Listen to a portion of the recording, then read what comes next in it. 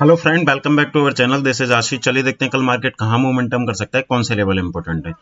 जैसा कि हमने यहाँ पे कल प्लान किया था, यानी कि अगर ये बैंक निफ्टी अगर गैप डाउन ओपन होता है तो गैप डाउन ओपन होने की सिचुएशन में हम यहाँ पे क्या करेंगे कि गैप डाउन सिचुएशन में अगर कोई इस तरीके का अगर कोई भी कैंडल हमको दिखता है तो उसी कैंडल के एसएल के साथ में हम यहाँ पे बाई की पोजीशन यहाँ पे बना सकते हैं। लेकिन एग्जैक्टली क्या हुआ कि कुछ यानी कि जो फेड की मीटिंग हुई उसमें उन्होंने जो अनएक्सपेक्टेड रेटों को यानी कि डिक्रीज नहीं करने का वहां पे फैसला लिया, और दूसरा क्या है कि एचडीएफसी का रिजल्ट आया, तो उसके अकॉर्डिंग ही हम यहाँ पे क्या हुआ यानी कि 1500 पॉइंट यहाँ पे गैप डाउन ओपन हुए। लेकिन सारे दिन में यहाँ पे आपको एक समझने की अगर कोशिश करेंगे तो आपको यहाँ पे समझ में आने लगा कि बैंक निफ्टी ने खुलते ही जो लो लगाया था 46,500 के आसपास का यहाँ पे लो लगाया। उसके बाद में यहाँ से शार्प रिकवरी आई, तो अगर आप देखेंगे तो यानी कि 15 मिनट में 700 पॉइंट की रिकवरी आ गई। उसके बाद में फिर 15 मिनट में आपको यहाँ पे 500 पॉइंट का यहाँ पे डाउनफॉल देखने के लिए मिला। तो इस तरीके की अनसर्टेनिटी में यहाँ पे अगर कोई भी इंसान ट्रेड करेगा तो वो कहीं ना कहीं जाके ट्रैप होने के चांसेस होते हैं। तो एग्जैक्टली जैसा कि हम अगर हमें यहाँ पे कोई ट्रेड भी मिला तो इस वाले लेवल के नीचे यहाँ पे एक ट्रेड मिला, एक अच्छा खासा यहाँ पे हमें नीचे की साइड में कंटिन्यूटी में डाउन ट्रेंड में एक अच्छा खासा यहाँ ट्रेड हमें मिल चुका। जिन्होंने भी इस तरीके का जो भी यानी कि जो भी ट्रेनिंग ले चुके हैं उनको पता है कि इस तरीके का अगर कोई भी पैटर्न बनता है तो यहाँ पे एक अच्छा खासा मूवमेंट मिल सकता है। लेकिन अब आगे नेक्स्ट किस तरीके से यहाँ पे ट्रेड होगा, मैं आपको हमेशा बताता हूँ कि ये जो सेलिंग का जो बाजार होता है बहुत ही यहाँ पे फास्ट तरीके से यहाँ पे वर्क करता है। तो अब यहाँ पे आपको सिंपल तरीके से समझना पड़ेगा कि सबसे पहले हमको यहाँ पे डेली के चार्ट पे जाना होगा, और डेली के चार्ट पे आपको एक चीज यहाँ पे मैं प्रीवियस उसमें भी बताया था कि ये वाला जो गैप बैंक निफ्टी ने यहाँ पे छोड़ा हुआ है, यानी कि ये बैंक निफ्टी यहाँ पे गैप अप ओपन हुआ था तो ये वाला गैप बैंक निफ्टी में छूटा पड़ा था। उसके बाद में बैंक निफ्टी धीरे धीरे करके यहाँ पे ऊपर ब्रेकआउट करके ऊपर चलता गया। तो हमारे लिए जो सबसे बेस्ट जो बाइंग जोन होगा, यानी कि कल के सेशन में सबसे इंपॉर्टेंट चीज तो ये है कि जैसे यहाँ से सीलिंग प्रेशर एक आया है तो गैप तो यहाँ पे भी छूट चुका है, लेकिन ये जो कैंडल है करीब 2000 पॉइंट के आसपास की कैंडल है, तो इतना रिकवरी करना इतना पॉसिबल नहीं होगा। यहाँ पे दो चीजें हो सकती हैं कि ये यहाँ पे एक दो दिन होल्ड करे, यानी कि सपोज दैट कि अगर 100 पॉइंट अगर ये गैप अप ओपन हो जाता है और इसी के आसपास दो चार कैंडल डेली की बनाए और फिर वापस से ऊपर की तरफ ब्रेकआउट करता है तो आपको 47,200 के आसपास धीरे धीरे करके जाता हुआ बैंक निफ्टी दिखेगा। लेकिन अगर कल के सेशन में 46,000 को नीचे की तरफ ब्रेक करके अगर ये क्लोजिंग करके कंटिन्यू करता है तो आपका सबसे पहला जो टारगेट निकल के आएगा 45,600 आएगा।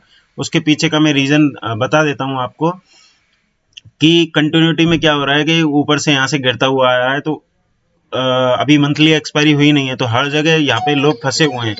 तो अगर ये लोग फंसे हुए हैं और इसको 46,000 को ये नीचे की तरफ कंटिन्यू कर देता है तो यहाँ पे एक शार्प सेलिंग आपको देखने के लिए मिल सकती है। ऑलमोस्ट 500 पॉइंट की तो कल के सेशन में भी आपको देखने के लिए मिल सकती है अगर ये इसको 46,000 को नीचे की तरफ में यहाँ पे फॉलो थ्रू करता है तो। और आपका जो नेक्स्ट सपोर्ट बन के आएगा वो 44,800 के पास में यहाँ पे नेक्स्ट सपोर्ट बनेगा। उसके पीछे का रीजन ये है कि बैंक निफ्टी काफी दिनों से, यानी कि ऑलमोस्ट अगर आप काउंट करेंगे तो कम से कम 1 से 1.5 महीने ये गैप जो पेंडिंग पड़ा हुआ था वो उसको भरने के लिए आ सकता है।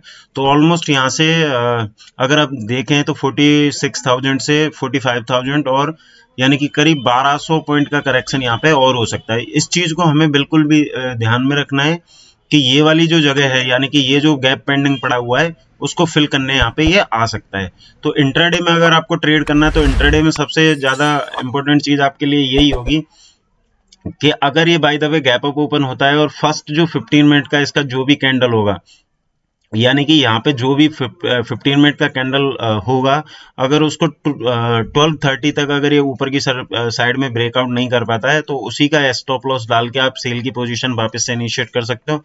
फर्स्ट टारगेट उस कंडीशन में आपका होगा 46,000 के आसपास, और जो सेकंड टारगेट आपका होगा यानी कि 45,500 के आसपास का टारगेट आपको यहाँ देखने के लिए मिल सकता है।